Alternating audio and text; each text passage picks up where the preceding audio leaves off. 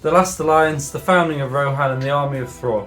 We're going to the Throne of Skulls tournament in Warhammer World. We're going to see who can finish highest out of myself and my two brothers, and we're going to see which of us finished in second place.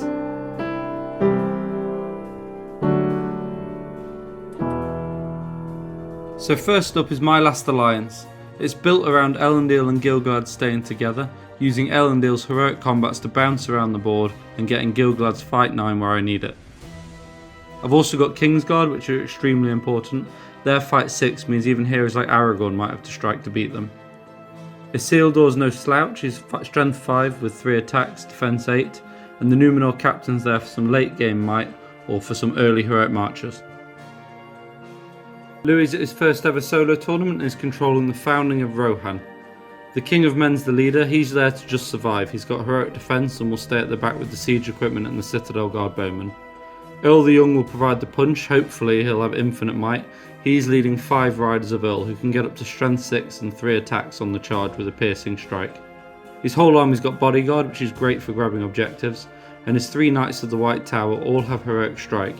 It's a bit of a gamble, you need the natural 6, but they could take down some big targets. They've also got the Mighty Blow special rule, which means they'll cause 2 wounds instead of 1. He's got 2 Avenger bolt throws and a trebuchet, so people are going to have to charge at him, and he'll hopefully be able to dictate the play. Aaron's controlling the army of Thror. It's 50 dwarves, all with really high defense. He's got the Kingsguard, he's got 23 throwing axes. Thror's the main centerpiece though. He's going to give his warriors a banner. He's defense 9, he's got the Arkenstone, the Ring of Durin, which is going to let him reroll priorities and potentially have infinite fate. Thorin could give everybody a fight value boost. Dwalin's going to deal the damage when he needs it. He's going to be able to reroll all his failed wounds. And Thrain's got the battlefield wide standfast to keep his warriors in place at the end of the game. If he needs it, his captain's got heroic march. Quite a fearsome army. So the way the points scoring works is what makes Throne of Skulls great. You get points for major wins, minor wins, draws and minor losses, but at the end of 5 games you cast 2 votes for your most sporting opponent and 2 votes for the best army that you played against in terms of painting and hobbying. Each of those votes is worth half of a major victory, so it can really be a big swing at the end of the tournament, and that's what sets it apart from all the other tournaments. Okay, on the way to Throne of Skulls, where do we think we're going to finish? So on average we finish about 80th in every tournament we attend. Aaron's had 105th out of 107, I've had 100 out of 110. I think one of us will get top 20. That's what I want from this. I want one of us to get top 20. That's it, it's been said, it's been said. The others can finish 80th if one of us does the do. Okay, so we got to Bugman's Bar at Warhammer World early. We've had a look at everybody else's display board and realised that ours are not good enough. But we're super excited and a little bit nervous. It's our first tournament for a long time and it's the big one. It's on to game 1, first scenario, breakthrough. 4 objectives are placed on the board, 1 in each deployment zone and 2 on the halfway line. You get more points for capturing the objective in the opponent's half, and you also get points for breaking the opponent and for killing and wounding the enemy leader. The game ends at 25%. Let's see how we get on. So breakthrough is actually a pretty good scenario for my army as long as I don't get drawn against cavalry. Inevitably, I got drawn against Rohan, and what's worse, it was the Path of the Druidan Legendary Legion, so I couldn't even use the woodland to cover my flank. Deployment was interesting. Callum split his army and put his Wozers in the forest to the right of my battle line to take the central objective, and his cavalry on the left. I didn't want them zipping around at the end of the game claiming objectives, so I decided to focus entirely on those. If I was able to kill them, I'd be able to dictate when the game ended, as the Wozers made up more than 25% of his army. I used the house in the middle of the board to hold my flank. That meant that my heroes could essentially go one-on-one against his heroes, and when it's Isildur, Elendil and Gil-galad versus Théoden and a load of Fight 4 and 5 Rohan heroes, I wouldn't have too many issues. I used my Kingsguard to tie down his biggest threat, which was Irma, and then my captain went round the opposite side of the house. This was to put a bit of doubt into Callum's mind about maybe whether I would attack the Wozers, try and surround his cavalry or make a late dart for his home objective. It was a really good, really close game that I actually nearly lost when Garnbury Garn did a heroic combat to try and get into my home objective, but Gil-galad killed Théoden and my captain made a late dart and managed to catch his home objective. It was close, but I managed to win 6-5 in the last turn of the game. It was a great game against a great opponent and it got one of my best game votes. But let's find out how the founding of Rohan's getting on. He was drawn against Angmar with the Witch King, Gulavar, a Cave Troll, a Shade and some Spectres, which is never going to be easy, but he played it well. He deployed his bolt throwers, shutting down the middle of the board, which meant Gulavar never really entered Louis' half. Earl and his riders took out a whole warband of orcs in one turn, and the opponent was broken very quickly.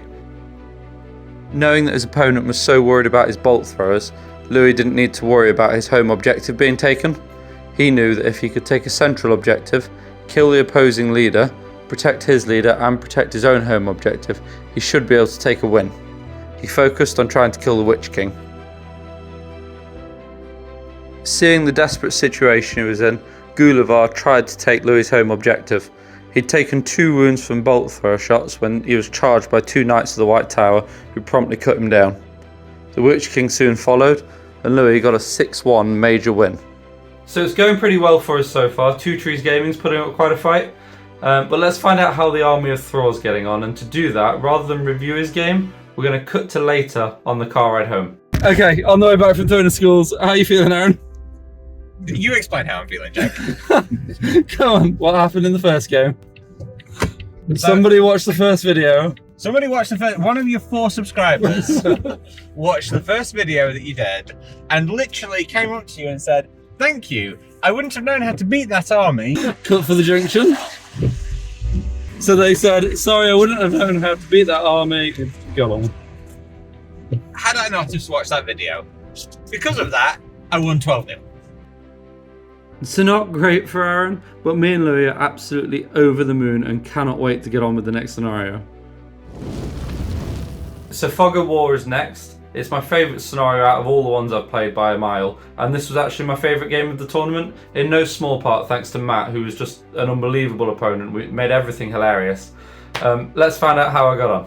Each player secretly nominates a hero of their own to protect and a hero of their opponent's to kill.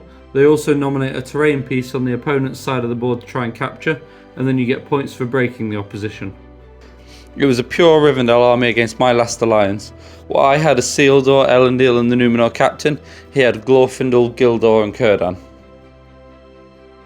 I chose to kill Círdan, hoping to slingshot around the back of his army using Elendil's heroic combats. It worked perfectly, as his Gilglad was held up by my Sealdor, and then Elendil and Gilglad flanked round the back of his army and absolutely destroyed his really cool Círdan conversion. My most valuable player was definitely this Numenor archer and his fence. They went 3 rounds of combat against Glorfindel, who eventually just gave up and rode the other way. My brave Numenor bowman and his fence did eventually fall to Gildor, who claimed a territory for Matt, but I managed to keep my captain safe, who was Matt's target and mine to protect. I'd killed Círdan in a couple of rounds with Elendil. It ended up being a major win for me, so I was absolutely buzzing at this point. And the game finished quite early, so it gave me time to go and look at how Louis and the founding of Rohan were getting on. It was ridiculous to watch. He was facing off against Goblin Town. It was Louis' meagre battle line against 150 goblins. He really needed the Sons of Earl and the siege equipment to pull their weight. He hadn't ever played the Goblin Scribe before, however, and didn't realise that the opposing team's goblins could come on behind his line. His opponent was gracious enough to let him know, but it meant he had 1 shot with his trebuchet to try and take out the Goblin Scribe. He rolled a 5 on the scatter, used a might point with his siege veteran to take it to a 6, and then unfortunately rolled a 1 to wound. But the large base of the scribe did mean all the goblins around it died, and it killed 11 in 1 single shot. The Sons of Earl cut down no less than 50 goblins. The Avenger bolt throwers were cutting down goblins as fast as they could run towards them, but eventually the trebuchet fell and one of the Avenger bolt throwers fell. Luckily for Louis, the siege vet he'd chosen to protect was on the other Avenger bolt thrower. His opponent had chosen to protect the Goblin Scribe, so it was becoming a very close game, and it was about who would break who. Louis broke the goblins, and no less than 42 ran in their first instance of having to take courage checks. Unluckily for Louis, he broke the next turn. He fired a trebuchet which scattered onto his own guys, killing 4 of his own Citadel Guard. He could have ended up winning the game as well. There was a little confusion about which goblin was small goblin and which goblin was tiny goblin. But it was a great game, he absolutely loved it, and it was amazing to watch people just pulling models off every single turn after every Avenger bolt thrower shot and trebuchet shot. It was great to watch. But let's go over to the dwarves and see how Aaron's getting on with the army of Thror. By now you've probably realised he's not very good at taking pictures of his games, but he did play against this beautiful Rivendell army led by Martin. And, well, I'm going to cut back to that same car ride home. Yep, so Aaron lost his first game, and in the second game, the guy had to do the same thing. Same thing happened. Same thing happened, same army. I watched that video, and I just smashed wolves. So Aaron lost 2 games to 2 people that watched my videos. Am I happy with those 2 hits? I am. Like and subscribe. So Aaron was pretty unlucky once again, but me and Louis still riding high with a major win and a draw. Roll on game 3. But before we dive into game 3, I thought we'd take a visit to the conversion corner, given how this tournament is graded. First up is King Elendil. Pretty obvious conversion. It's just a head swap from an Elendil model onto a King Elisar model with a Numenor shield. Gilgalad's a little more different. I didn't want to do a generic Rivendell Knight conversion, so I've used a Rivendell Knight's head and lance onto a Prince Imrahil with a little green stuff around the body. The Numenor captain, he's the piece de resistance. He's a mounted Hurin crossed with a warrior of Numenor and a Knight of Gondor's lance. The Kingsguard are just Galadrim spear warriors with high elf warrior heads. Their two-handed weapon is cut off and put on the top of the spear to make it look a bit more Rivendell. Numenor warriors are a slight conversion. I wanted them all to be the same scale, so I've used all metal models, and I've cut the spear arms off and given them Minas Tirith swords. And the last one is the captain dismount, which I didn't really get to use. He's a Numenor head and a Numenor shield onto an old metal Knight of Dol Amroth on foot. So, destroy the supplies. Each player's got 3 supply markers in their half of the board. They've got to protect them. You get 2 points for destroying each opposing one. You get points for wounding and killing the opposing leader, breaking the opponent, and for having a banner at the end of the game. My army's pretty well suited to this. Let's find out what I'm up against. I got drawn against Andy's Ravenhill army for the next game. He had Legolas, Tariel, Bilbo, Dwalin, Fili, Kili, and Thorin all on goats, and then quite a few Iron Hills warriors to back them up. But I did have a numbers advantage for the first time this tournament. He placed Tariel and Legolas defending the supply to my left, Bilbo the one to the right. With nearly 300 points worth of heroes committed to defending his flanks, I knew that I'd win a fight for the centre. I pushed my entire army up the field. My idea was to break him as soon as possible. If I could also kill his leader, Thorin, who was in the middle, then the advantage would be mine. It didn't go exactly to plan, with Legolas sniping Elendil and Gilgalad's horses in the first 2 turns. Luckily, after Gilgalad's horse was sniped, I called a heroic march with the captain to propel Elendil another 15 inches forward, instead of getting dismounted and then walking 6 or 9 with a march. This turned out to be a great move. I turned the field in the centre of the board into a killing field, so much so that Thorin actually fled to a woodland where I had to chase him, but eventually I caught him, trapped him and killed him with Gilgalad to restore my might. From there it was relatively straightforward, killing the Iron Hills as quickly as I could, and with more than 25% of my army in his half, I knew I would dictate when the game would end. It ended up being a 9-3 major victory. I don't know how, but I'm very happy with it. I do owe Andy a massive apology though, which I'll come back to later. We're going to find out how Louis is getting on with the founding of Rohan, and we're going to make this one quick because he got absolutely schooled. He was up against Boromir of the White Tower with his banner, Gandalf the White, Denethor, Hurin, Gamling with another banner, Dernelm and King Theoden, all framed as a fantasy fellowship. The synergies were just way too much for Louis' army to handle. Christian grouped his entire army down one side of the board, rode through Louis' Earl Riders and straight into his trebuchet. That wiped out Louis' biggest threats. He let Louis destroy the supplies on his side of the board, knowing that he'd kill Louis' leader and break him, and destroy all of his supplies. Louis got absolutely schooled, but he really enjoyed it. He wanted to give this guy the best game vote, but his next game was even better. So Aaron didn't take any pictures of his next game, but he got drawn against the Assault on Helm's Deep Legendary Legion. It had 2 bombs, they both rolled a dud. So Aaron got away with it, neither managed to explode, and he came away with a 10-1 major victory. This is where it leaves us. Somehow, at the end of day 1, I'm 3 for 3 with a massive tournament score of 17. Louis got a win, a loss and a draw, and Aaron's got a major win to his name. We're not doing too badly. On the way to day 2, Throne of Schools. Lou, how are you feeling? 1-1, drew 1, lost 1. So significantly better than we thought you'd do. Quietly optimistic for the day. And how's the siege equipment going? Great. Played Goblin Town, killed 40 goblins in one game. With just the bolt throwers and the trebuchet. How many of your own Citadel guard did you kill to break yourself and lose the game? 5. Well done. And I'm on 3 wins somehow, 3 wins out of 3. Elendil's an absolute beast. Let's see how day 2 goes. Before we dig into game 4, we'll take one more visit to the conversion corner and have a look at the founding of Rohan, because most of this army's been converted. My personal favourite is his Knight of the White Tower using Hurin as a base model. He's turned the sword upside down and given it a fountain court head. Absolutely love that one. His second Knight of the White Tower is Elendil with a fountain court head. And his third is a bolt thrower siege veteran with a fountain court head again. All of the fountain court warriors in this army have been converted as well. He's repositioned the hands and extended the spears using brass rods. He's created green stuff banners and then put shields on the front of all the warriors. The trebuchet's just been repositioned, a bit of super glue will do that for you. And the mounted Citadel Guard's a Knight of Gondor with a Citadel Guard cut in half, positioned on top of the Knight's legs with a green stuff cloak.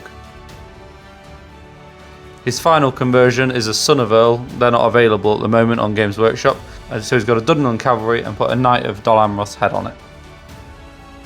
So the first game of day 2 was Heirlooms of Ages Past. I'd never played it before, and luckily I had a very experienced opponent in Sam who just helped me through everything.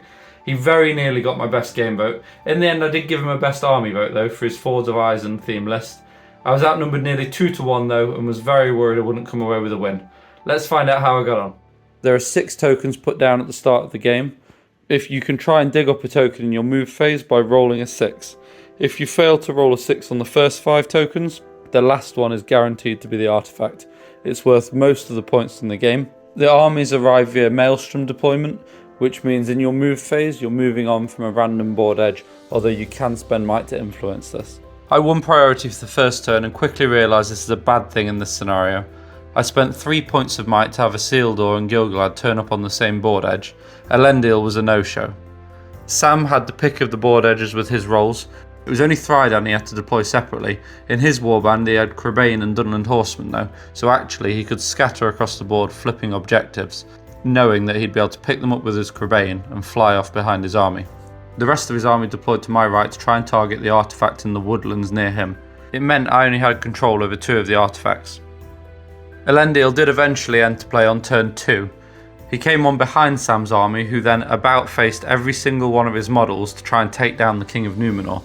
I was a little worried, but then I realised there was an opening for one of my lucky Rivendell knights, who dived toward a woodland, dismounted, and tried to dig up the artifact that was near Sam's army. His Crebain had failed to roll a 6, digging up 3 of the artifacts. My Númenor warriors had failed to dig up 1.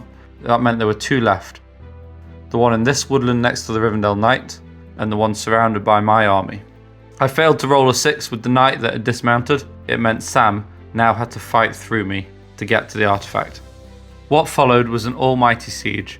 And credit to Sam here because I thought the game was done, but actually he really made me work for it.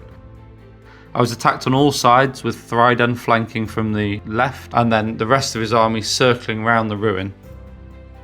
But Gil-galad kept himself and the banner and the artifact safe in the corner of the ruin. His dice abandoned him at key moments, including a Yahtzee of wands, and Elendil managed to churn through a warband and a half of Dunland on his own. It was a brilliant game against a very themey Isengard Raiders army. It got my best army vote, and I finished up with an 8-2 major victory. Louis' next game with the founding of Rohan was against Katie and her beautiful Azog's Legion army. Let's see how we did. The game started with Katie spending might on both Azog and Bolg to deploy near the trebuchet. Inevitably that meant the trebuchet did nothing all game, but Louis did manage to deploy an Avenger Bolt Thrower on top of an Osgiliath ruin. This was absolutely brutal. I never thought I'd feel sorry for someone playing Azog's Legion, but the Bolt Thrower managed to kill the White Warg and wound Azog. Because of that, Azog only saw 1 combat all game where he completely slaughtered Earl, but actually from Louis' point of view, that's not too bad. In terms of the heirlooms, Katie gambled sending out Wags to dig up 4 of them. None of them came back as a 6. Louis sent some mounted Citadel Guard to the centre of the board to dig up the final objective, also not a 6. That meant the only remaining objective was behind Louis' line, and Katie would have to walk across the board in front of the bolt thrower. The rest is history. The game ended as a major win for Louis, but a special shout out to his opponent who got best game and best army vote, and had even created some objective markers out of Farmer Maggot's dogs to be baby white wags. What army will you definitely beat? Aaron. Oh.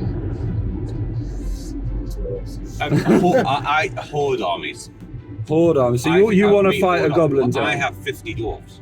So Yeah. I think I'm a Horde army that is better. So I think, if I face what is Goblin Town at 1,000 points, like 80, 90 goblins? Yeah, I probably think like I've got- 150, but yeah. Yeah, okay. Maybe not. I think I'd take a Horde army. So did Aaron get drawn against the Horde army that it definitely beat? No, he got drawn against Smaug, who sat on the heirloom. Aaron really enjoyed the game though, and he put up a good fight to his credit. Dwalin took 5 wounds off Smaug on his own thanks to all his rerolls and +1s to wounds. But it was another major loss for the dwarves. Now Throne of Skulls just is the best tournament. You see all the different kinds of armies on display. Most people are going for themey armies. You've got the Green Dragon pub quiz, which is just excellent. And more than anything, people invest time into the actual hobby. You might be looking at the video thinking our display boards are pretty good. Well, let me tell you something. We did not get nominated to be one of the top 8 display boards. Not even close. So I thought I'd show you some of the ones that did get nominated. These are just my terrible pictures, and they were numbered, so I don't know who actually made the boards. If you do know, let me know and I'll try and add it to the description or something if that's something you can do. But enjoy, because these are amazing, and then we'll get into the last game. We've got a stunning Nazgul of Dol Guldur army, where the ruins of Dol Guldur have actually been built into a rock. We've got the Rangers of the North. This gentleman actually won the whole tournament. I believe it's Tom at Planet Mithril. Has a YouTube channel, check that out. We've got the White Council. I recognise this gentleman from having won a painting competition at the doubles tournament in July. He's also got a stunning set of Beornings. This one's my personal favourite, the Battle of Pelennor Fields. The detail on the corpses and the digging the riders into the bases, it's just absolutely stunning. This is the one that actually won the best painted. I believe it's Phil Beale, who I might have played at the doubles as well. But there's just that much detail going in, and the Champion's Chariot doesn't even exist. He's basically made that from scratch. It's just absolutely stunning. And then the last one is a Harad town. I mean, it's got turtles and mumuk tusks above the door. It's just amazing. Somehow, both myself and Louis managed to win Game 4. I genuinely finished 100 and something in the last Throne of Schools that I attended before COVID. I'm a little nervous going into the last one, as is Louis. Wish us luck. So I'm 4 wins for 4 going into the last game. I'm very aware of the scoring system, might mean that I end up somewhere mid-table, but I've got as good a chance as I'll ever have of performing pretty well. So I'm quite nervous going into the last game, but it's Conquest of Champions. No, Contest of Champions, which should work well for Gilgalad. Aaron should do well with Thror as well. Louis King of Men, not so much. Let's find out how he did. So Contest of Champions is all about kills with your leader. You have to deploy each leader within 3 inches of the middle of the board. If you can outkill the opponent's leader by a significant margin, you'll get yourself 7 points, and if you can kill your leader with their leader, you might get 3. You'll also get points for breaking them. What followed was the hardest game I've ever played. I was against an army optimised to win, an army bred for war, and I was playing against an opponent who'd already won 4 games in a row, and probably not as flukily as I had. He had Thranduil, who can carve through troops and protect his own with a massive terror buff. He also lets the elves around him reach fight 6, negating my King's Guard, and with a +1 to wound from the Palace Guard in the spear rank, he'd be matching my Numenor for killing potential. They were supported on the front line by Tariel, who can also munch through troops. Gandalf provided magical assistance and could shut down my big heroes, and his trump card was Bilbo with his annoying little ring. If he got into combat with Gilgalad, his fight 9 wouldn't be much use. Now time for an apology. You remember early in the video that I played Andy, who had Bilbo and the Iron Hills and the Goat Riders. I've got a Isildur, so we kind of decided between us that obviously Bilbo's not got the ring because Isildur's not got the ring because he can't have it if Elendil's alive, which obviously implies Sauron's got the ring. But the rule, as written in the book, says as long as your force does not contain Elendil or Anarion, then Isildur may carry the ring. So it doesn't say anything about Bilbo or the fact Sauron's got it or the ring not being around. My opponent for this game asked Jay, the rules writer, and he said, yeah, Bilbo's got the ring. So Andy could have had the ring in the previous game. I think I would have won it anyway, but I profusely apologise. It's a genuine mistake, and it's one that makes sense. I'm hoping to see that FAQ'd just for the sake of theme. But it meant I was up against it this game, with obviously Bilbo having the ring and Isildur not, as he always doesn't. To round off his army, he had a sentinel to prevent me from blocking a space for Bilbo to enter. and Legolas was on hand to snipe out my horses.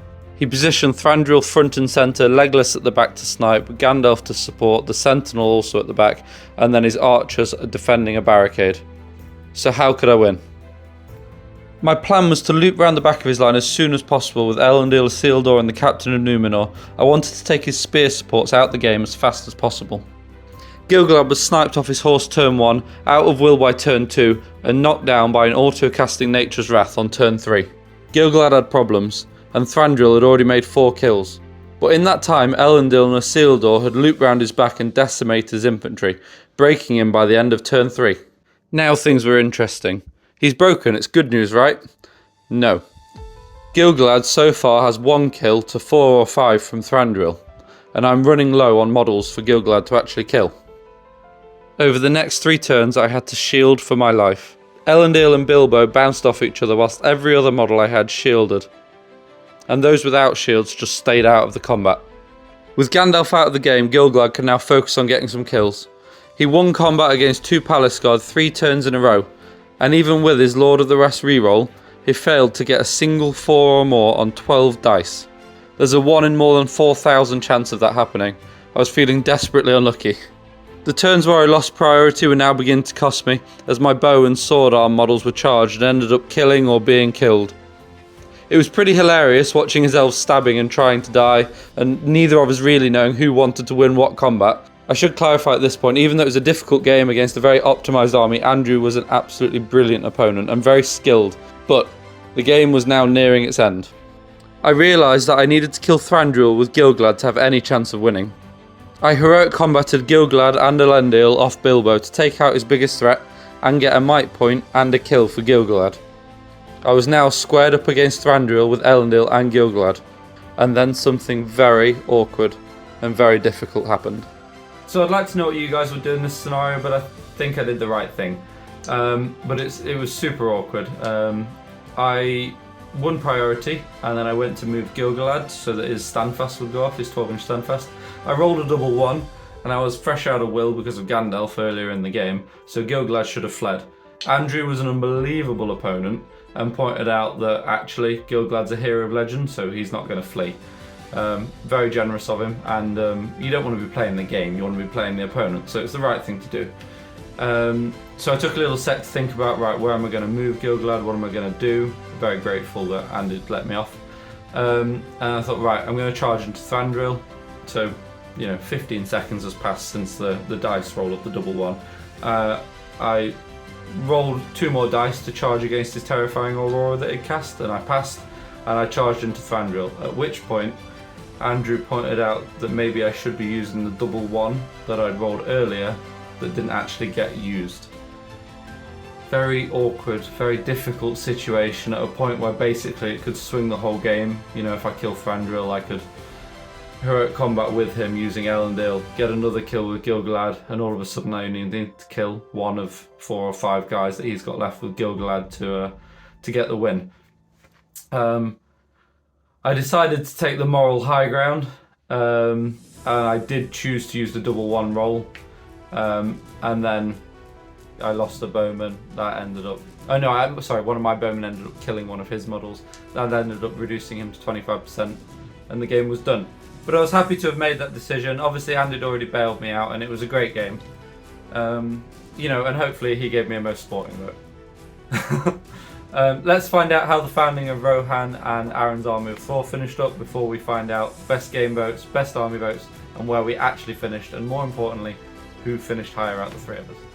Louis got matched up against Sam and his Isengard Raiders, who I'd played in Game 4. It was Louis' King of Men versus Vrashku as Sam's leader.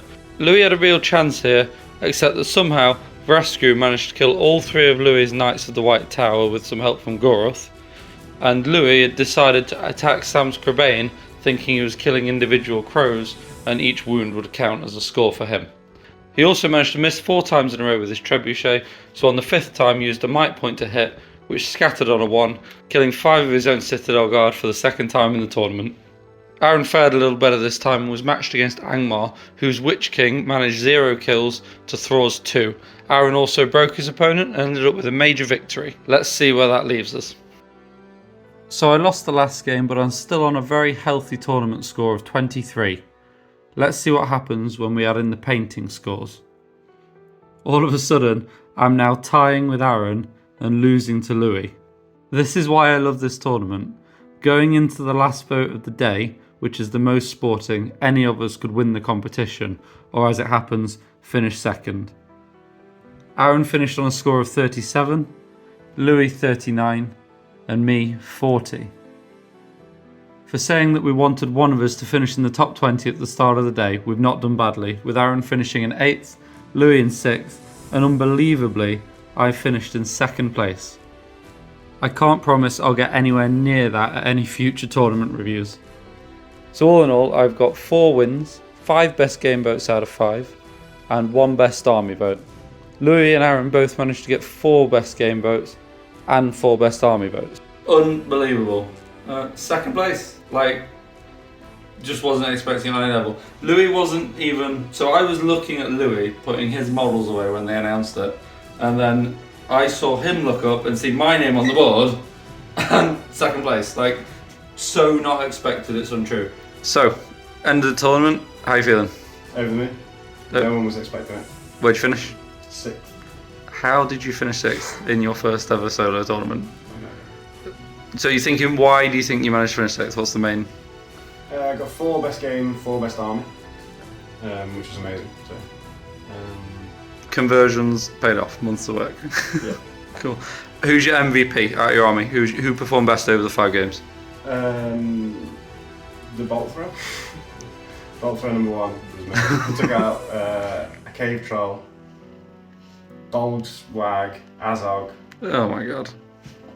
Took some moves off Gulliver and a few other heroes as well. 2 wins. Where did you finish?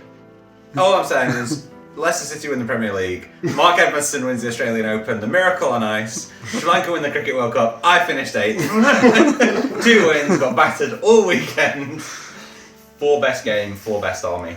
Unbelievable. And yeah, I got lucky in a couple of games. So, I won. Disclaimer, he was giving out chocolate coins as objective markers. Yeah, So- which is a great idea. So you got 2 best game and the chocolate coins got 2 best games. Yeah, yeah, exactly. So that's it. It's all done. And what an amazing tournament. Absolutely thrilled to pieces with this. Thank you so much to all our amazing opponents and for everybody letting us take pictures. Sorry we didn't take more pictures.